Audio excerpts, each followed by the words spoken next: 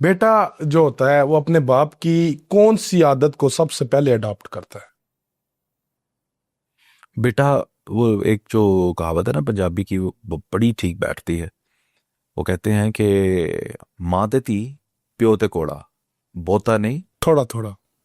ये इसलिए ठीक बैठती है कि बेटियां माँ से इंस्पायर्ड होती हैं, उनकी झलक आती है। बेटे बाप से इंस्पायर्ड होता है। क्या नहीं होगा उसके अंदर बाप का? उसकी पहला बंदा जिसको वो आइडलाइज कर रहा है, जो सुपरमैन है उसकी जिंदगी का सबसे पहला, वो कौन है? बाप। जब रात को माँ उसे डराती है कि सो जाओ वरना वो भूत आ जाएगा या कुछ ऐसा डराती है, तो चुपके से बाप बाप उसे कान में कहता है टेंशन ना ले, तेरा बाप है। तो उसको पता है बाप इज अ पावरफुल पर्सनैलिटी।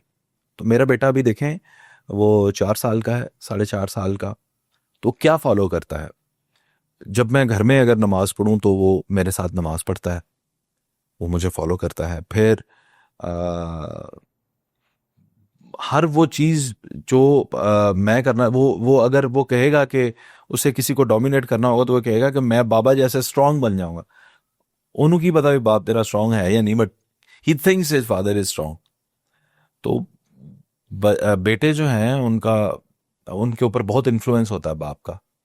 तो बाप अगर देखें ऐसा आदमी है जो आवारा है, वो है, तो फिर जब वो अंडरस्टैंडिंग की एज में पहुंचेगा ना, तो बाप से नफरत करना शुरू कर देगा। बाप अगर अच्छा इंसान होगा, काबिल आदमी होगा, तो बेटा जो है अपने बाप से इश्क में मुब्तला हो जाएगा। फिर उसका मुर्शद वही है, फिर वो जिंदगी उसी से सीखेगा। और ये अच्छी बात है, अब अपने बेटे को खुद सिखा।